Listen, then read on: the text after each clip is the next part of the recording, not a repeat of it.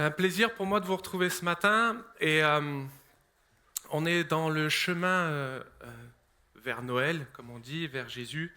Et vous pouvez constater qu'il y a une troisième bougie qui s'allumait ce matin et on aura une quatrième dimanche prochain pour arriver.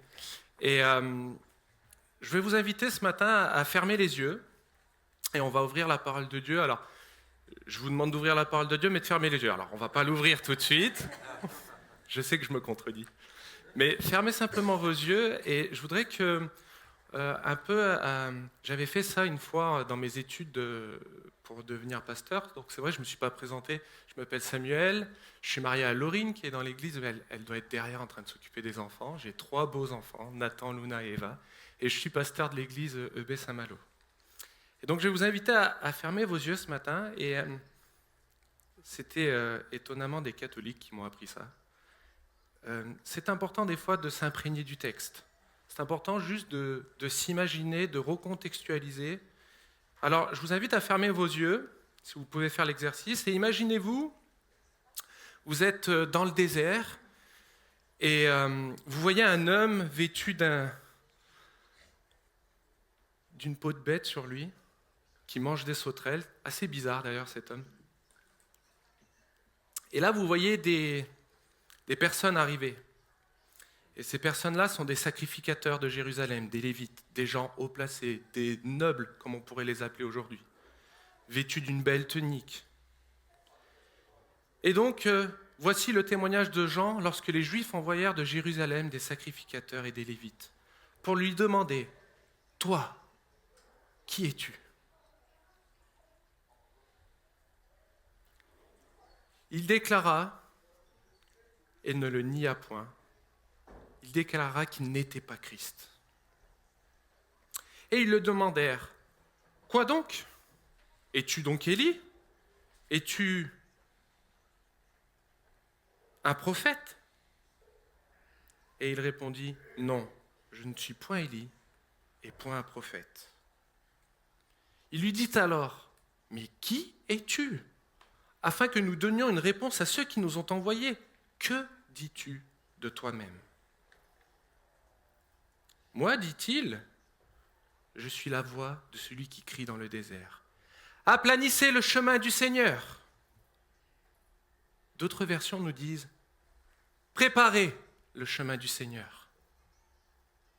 Comme a dit Ésaïe le prophète. Alléluia, Seigneur, je te prie ce matin pour que ce passage nous parle. Papa, je n'y étais pas, mais je sais que tu m'as créé une imagination.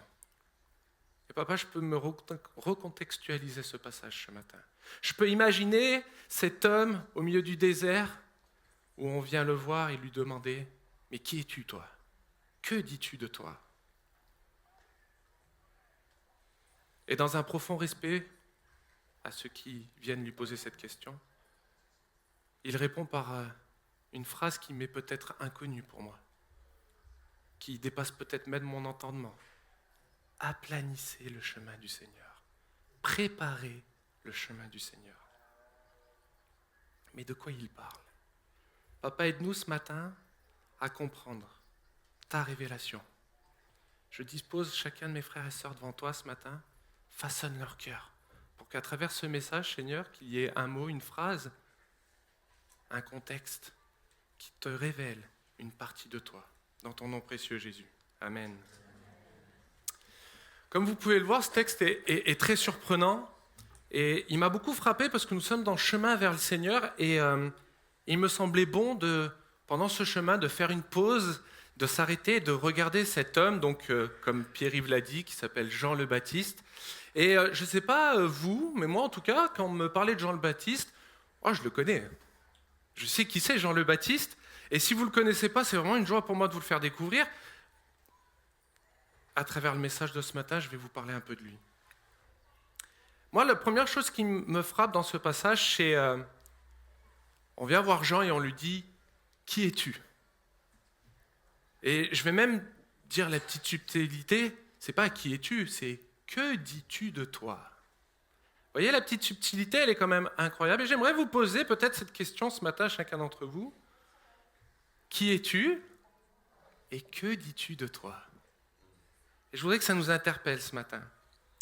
Et on voit que Jean a une manière de répondre qui est un peu, comment pourrais-je dire, étonnante.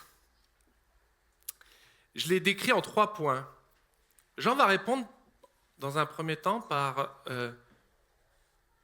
ce que je fais, c'est-à-dire, je vais vous inviter à ouvrir du coup la parole dans Luc 3, 10, 14, pour comprendre qui est Jean aux yeux de tous ceux qui le regardent et même aux yeux de ceux qui viennent lui poser la question.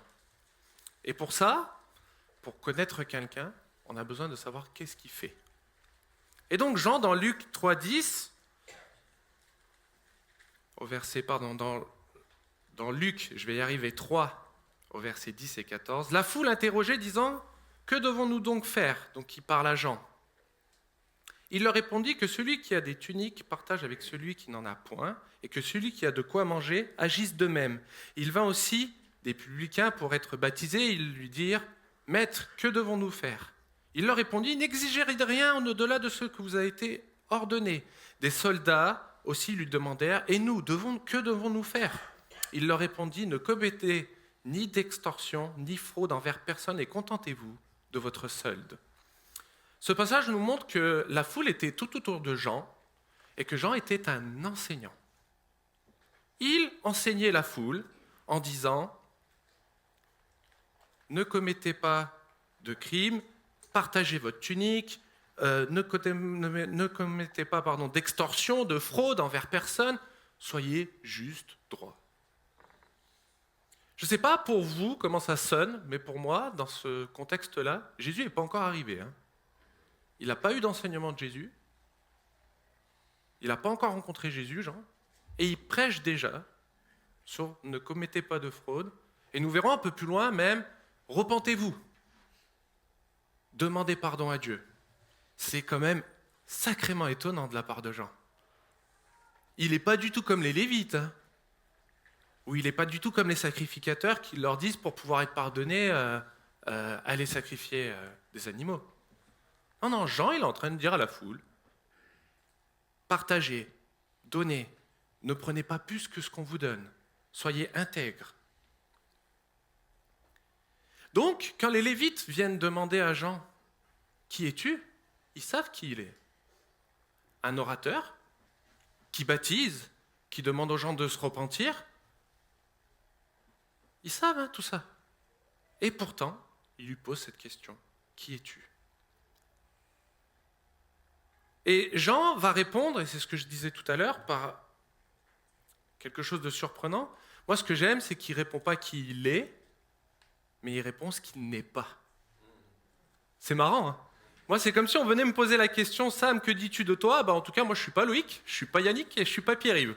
Ok, pourquoi pas ? Jusqu'à là, Jean va dire, je ne suis pas Christ. Parce que tout le monde pensait peut-être que c'était le Christ. Il dit non, je ne suis pas Christ, moi. Alors tu es un prophète. Non, je ne suis pas un prophète non plus. T'es Élie qui s'est réincarné. Non, je ne suis pas Élie non plus.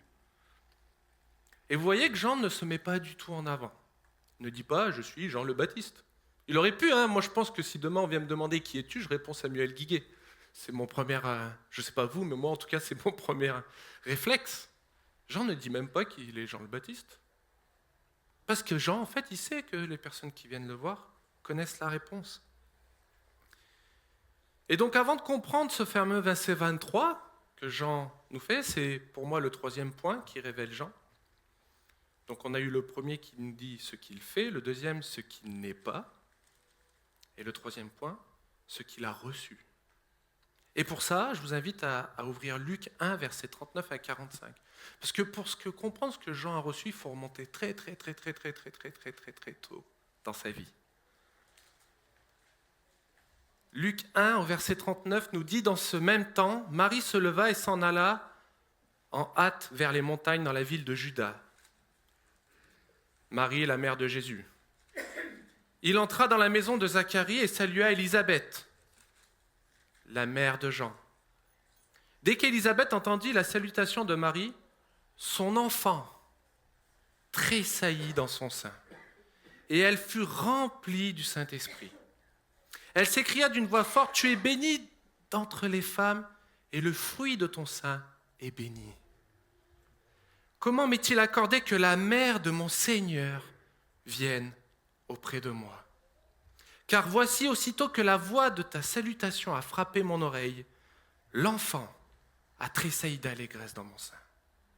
Heureux celle qui a cru, parce que les choses qui ont été dites de la part du Seigneur auront leur accomplissement. » Je ne sais pas si on réalise ce matin cette scène-là. Deux femmes enceintes, la mère de Jean, la mère de Jésus. La mère de Jésus rentre et dit juste « Salut » à Marie, et Jean, qui est dans le ventre de sa mère, tressaillit de joie. Jean, parce qu'il faut comprendre ça, Christ, et on est sur le chemin de Christ, ça bourre en moi, désolé, mais Christ, pour comprendre qui est Christ, on a besoin de recevoir sa révélation. On a besoin, c'est pas humain. Je peux vous expliquer ce matin, à travers 1 million de versets bibliques, vous expliquer qui est Christ, qu'est-ce qu'il a fait et pourquoi. Mais si vous n'avez pas reçu cette révélation qui vient d'en haut, qui vous tombe, qui vous saisit et qui vous révèle qui est Christ dans sa profondeur, dans sa dimension de largeur, hauteur et profondeur, on ne peut pas comprendre. On ne peut pas imaginer.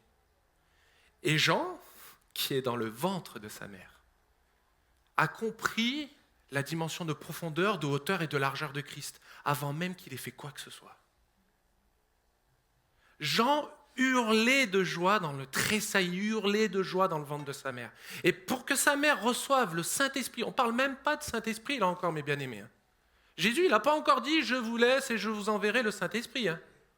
Et là, dans ce texte, on nous dit qu'Élisabeth reçut le Saint-Esprit qui lui est tombé dessus pour qu'elle puisse dire ces paroles « Béni sois-tu d'entre toutes les femmes, car le fruit de ton sein est béni. Comment m'est-il accordé que la mère de mon Seigneur vienne auprès de moi ?» Ils avaient compris toute la dimension de Christ avant même que Christ ait réalisé cette dimension-là. Je ne sais pas si on peut s'imaginer ce matin. Et du coup, je vous emmène un peu plus loin parce que Jean, du coup, il va grandir comme ça. Il va grandir avec cette révélation-là. Et dans les enseignements que je vous ai lus tout à l'heure, on continue dans Luc 3, au verset 15 à 18. Et la parole est incroyable. Comment le peuple était dans l'attente et que tous demandaient à eux-mêmes si Jean n'était pas le Christ. Donc, ils sont encore là à se poser la question, est-ce que tu es le Christ? Il leur dit à tous, Jean parle, « Moi, je vous baptise d'eau, mais il vient celui qui est plus puissant que moi. Et je ne suis pas digne de délier ses courroies de ses souliers. Lui, il vous baptisera du Saint-Esprit et de feu. Il a en son vent à la main, il nettoiera son air, il amassera le blé dans son grenier, mais il brûlera la paille dans un feu qui s'éteint point. » C'est aussi ce que Jean annonçait, la bonne nouvelle au peuple en lui adressant encore beaucoup d'autres exhortations. Encore une fois, recontextualisons, Jean, il n'a pas rencontré Jésus. Jean, il est en train de parler de Jésus qui va venir baptiser par son Saint-Esprit, mais lui-même ne l'a pas rencontré. Imaginez-vous cet homme qui a reçu dans le Saint-Esprit. Ce n'est pas sa culture qui lui a appris ça. Oui, ok, la culture lui a dit qu'il allait y avoir un Messie, un sauveur d'Israël. Voilà, ça c'est vrai. Mais de la manière dont il allait le faire.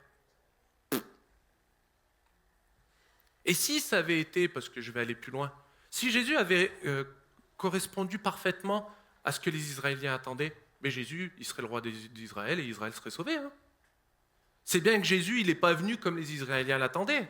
Et pourtant, Jean, dans son éducation religieuse qu'il a reçue, il avait compris qu'un sauveur, le Messie, allait venir et que de cette façon-là, et Jean annonce, moi je ne sais pas, mais encore une fois, la parole elle est incroyable, il annonce la bonne nouvelle. La bonne nouvelle de Jésus. Remettez dans le contexte, Jésus n'a pas encore annoncé lui-même la bonne nouvelle. Il ne l'a pas révélé encore à quelqu'un.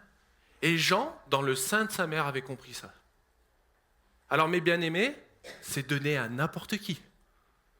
Si un bébé dans son ventre a compris qui était Jésus, désolé de vous le dire, mais n'importe qui peut comprendre qui est Jésus. Il n'y a pas besoin d'avoir quoi que ce soit en intelligence. Voilà ce qui nous révèle Jean. Voilà qui est Jean aux yeux de Dieu. Et alors, on peut lire ce passage, et il lui dit alors, mais qui es-tu, afin que nous puissions donner réponse à ceux qui nous ont envoyés? Que dis-tu de toi? Et Jean va répondre, moi, dit-il, je suis la voix de celui qui crie dans le désert, préparez le chemin pour le Seigneur, comme a dit Ésaïe le prophète. Et vous voyez la réponse de Jean? Elle est juste incroyable. Elle est incroyable, pourquoi? Parce que Jean ne va pas dire qui il est, en fait. Il va dire quel est le but de sa vie. Alors, quand je vous pose cette question, qui es-tu ce matin, ou que dis-tu de toi? Est-ce que ta première réponse sera de me dire, je prends Élie parce que je te vois, moi, je suis un servant du Seigneur et je loue le Seigneur à l'église de Baie-Saint-Malo? Ou alors, il va me répondre, je m'appelle Élie Dagnette. J'ai pris Élie, mais je peux me prendre moi. Moi, je suis pasteur de l'église de Baie-Saint-Malo, plutôt que de répondre, je m'appelle Samuel Guiguet. Et voyez, Jean, lui, conduit par le Saint-Esprit, avait compris le but que Dieu voulait dans sa vie. Et quand on lui demandait « Que dis-tu de toi ?» il répondait « Moi, je suis juste une voix qui doit crier « Préparez le chemin ». Alléluia. Et parce que Jean était homme, et j'aime le rappeler, Jean au verset 1, donc du coup on va aller dans Jean 1, verset 29 à 35, on va aller un peu plus loin parce que ce qui est incroyable avec Jean, c'est que non seulement il a compris qui était Jésus, mais il lui est donné la grâce de voir Jésus, de voir son Seigneur incarné en homme. Et donc Jean vient et le lendemain, il vit Jésus venant à lui, donc on est en Jean 1, verset 29, ouais, c'est parfait. Le lendemain, il vit Jésus venant à lui et il lui dit, « Voici l'agneau de Dieu qui ôte les péchés du monde. » Encore une fois, j'aime, mais mettez-vous ça dans la tête. Certes, il a reçu qui était Jésus, mais Jésus ne lui a pas parlé. Ils ne sont pas allés ensemble avant le baptême. Ou quoi. Et bon, alors, quand tu me vois, tu vas dire que je suis l'agneau de Dieu. Non. Jean, c'est dans son être entier qu'il crie « Voici l'agneau de Dieu qui ôte le péché du monde. » C'est celui dont j'ai dit « Après moi vient un homme qui m'a précédé, car il était avant moi. » Et là, vous voyez, la parole, elle est incroyable. Je ne le connaissais pas. Je ne le connaissais pas, mais c'est afin qu'il fût manifesté à Israël que je suis venu baptiser dans l'eau. Jean rendit ce témoignage. J'ai vu l'Esprit descendre du ciel comme une colombe et s'arrêter sur lui. Je ne le connaissais pas, il nous le répète, mais celui qui m'a envoyé baptiser d'eau, celui-là m'a dit, celui sur qui tu verras l'Esprit descendre et s'arrêter, c'est celui qui baptise du Saint-Esprit. Et j'ai vu et j'ai rendu témoignage qu'il est le Fils de Dieu. Alléluia! Alléluia! Mais imaginez-vous Jean là, c'est quelque chose qui bout en vous toute votre vie, qui est là, vous vous dites, il y a quelqu'un qui va arriver, je ne sais pas encore qui c'est, je ne le connais pas, je ne l'ai jamais vu, mais je sais que quand il va venir, ça sera lui. Lui qui va sauver l'humanité, lui qui va sauver le monde, lui qui va nous baptiser du Saint-Esprit. Et il suivait Dieu. Et Dieu lui a dit, ne t'inquiète pas, un jour viendra un homme et tu verras l'Esprit descendre sur lui. Et ce jour-là, ton cœur sera rempli. Et vous voyez, ça arrive à Jean à ce moment-là et tu es le Fils de Dieu. Encore une fois, Jésus n'a pas de disciple, n'a enseigné personne, n'a révélé à personne qu'il était le Fils de Dieu. Jean l'a reçu. Jean savait qu'il était le Fils de Dieu. Jean a juste obéi à Dieu. Dès le sein de sa mère jusqu'à cet événement avec Jésus, il a juste dit, Seigneur, je te fais confiance. Tu veux que j'aille là-bas, je vais là-bas. Tu veux que j'aille dans le désert, je vais dans le désert. Lisez son histoire. Parce que là, je vous décris un Jean grand et fort et beau. Hein. Mais croyez-moi, un Jean, il n'était pas aux yeux de tous grand, fort et beau. Et croyez-moi, il a souffert, Jean. Et regardez la fin de sa vie. Il a eu des moments de haut, des moments de bas, des moments de doute. Jean ira jusqu'à dans sa prison à envoyer ses disciples. Et pourtant, Jean a dit que Jésus est le Fils de Dieu. Il va envoyer ses disciples de demander-lui si c'est vraiment le Messie. Et vous savez ce que ça me révèle? C'est que Jean, il est homme comme toi, comme moi, avec ses doutes, ses faiblesses, ses peurs, ses craintes. Et même s'il avait reçu la révélation de Christ, il cheminait encore. Et la réponse est incroyable. Lisez le texte. Quand les disciples vont revenir, ils ne vont pas lui dire « Oui, il nous a dit qu'il était le Messie ». Jésus ne va pas répondre à ses disciples « Dites-lui que je suis le Messie ». Il va juste dire « Parlez des miracles. Parlez de ce qu'il arrive. Parce qu'il savait que dans le cœur de Jean, c'était déjà acté, qu'il y avait juste un petit doute. Et Jésus va ôter ce doute en disant, dis-lui tout ce qui se passe. Dis-lui tout ce que je fais. Et ça, c'est incroyable, mes amis. Pour conclure, nous sommes dans l'attente d'une célébration vers un enfant qui nous est né. Et on a vu ce matin que Jean était sûr de savoir qui il était aux yeux de Dieu. Et je voudrais vous laisser cette image. Alors, je vais sortir un billet de ma poche. Je pense que tout le monde le voit. Si je vous demande la valeur de ce billet, vous me dites 10, merci, 10 euros. Vous n'avez plus d'argent, plus personne. Vous avez besoin de manger. Si je vous tends ce billet, vous allez le prendre. Vous avez besoin de manger. D'accord ? Parce que vous savez que ce billet a une valeur. On est tous d'accord ? Ok. Par contre, si j'écrase ce billet et que je vous le tends, sachant que vous avez faim, vous avez besoin de manger, est-ce que vous le prenez ? Oui, vous allez tous le prendre.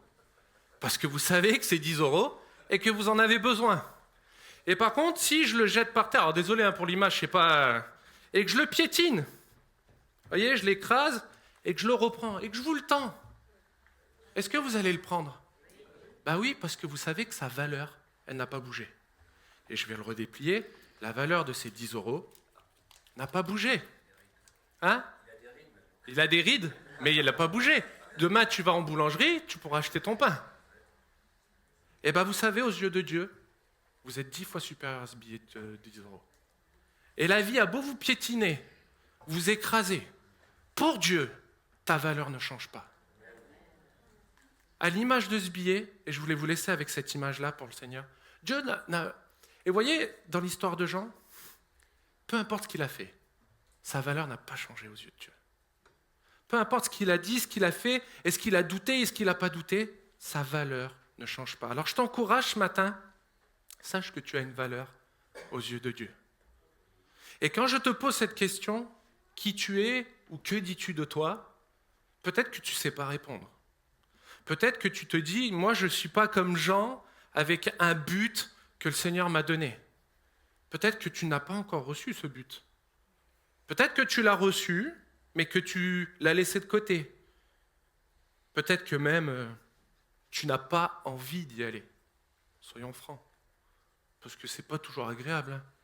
Pensez pas que Jean, c'était agréable pour lui d'aller dans le désert, de manger des sauterelles et de parler de la parole de Dieu. Alors, conscient que vous avez reçu ce matin, de la part du Seigneur, cette révélation de qui était Christ. Et si tu ne l'as pas reçu, je prie pour toi ce matin, que dans ces instants-là, tu puisses être saisi par le Saint-Esprit qui va te révéler qui est Jésus, qui est notre Père. Et donc, conscient que nous avons cette révélation en nous, Seigneur, je te prie pour que nous puissions réaliser qu'il faut préparer le chemin. Ce matin, Jean nous crie dans son désert, prépare le chemin pour le Seigneur.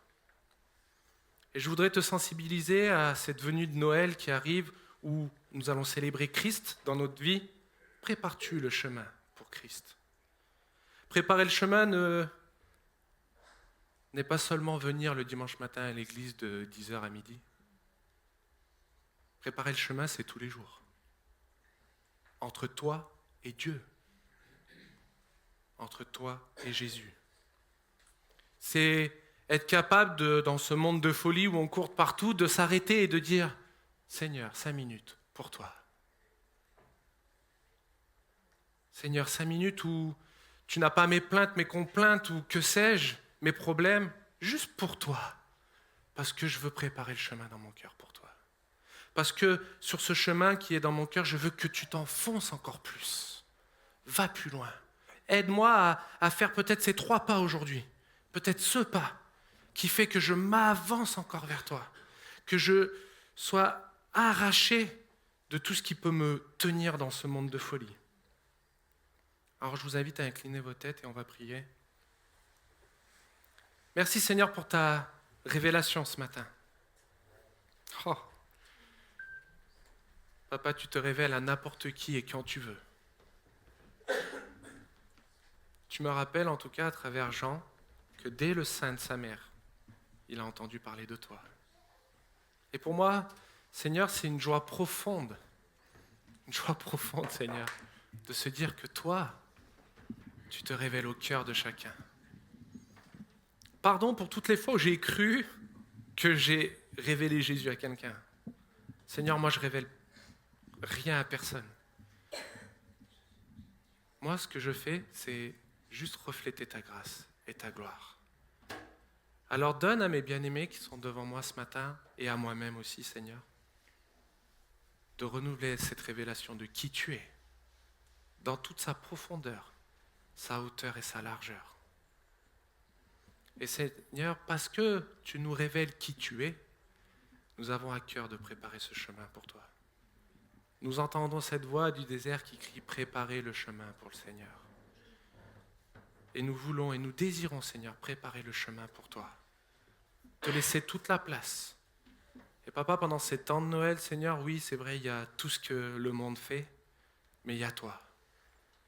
Et on veut être conscient, Seigneur, et se rappeler que toi, tu es venu sur cette terre en tant qu'homme pour nous montrer le chemin, la vérité et la vie. Alors sois loué en ton nom précieux, Jésus. Amen.